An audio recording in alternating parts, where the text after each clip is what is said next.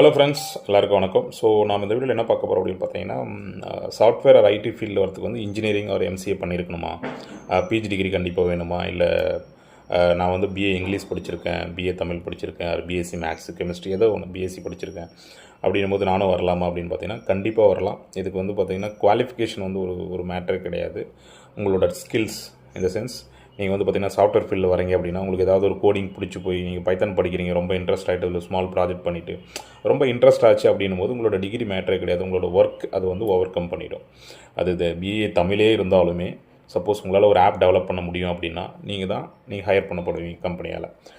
Even BSc computer science, basic computer science தான், but BSc computer சயின்ஸில் உங்களுக்கு அந்த பைனரி தவிர 0 1 பேசிக்கு மவுஸு கீபோர்டை தவிர எதுவும் சொல்லித்தர மாட்டாங்க.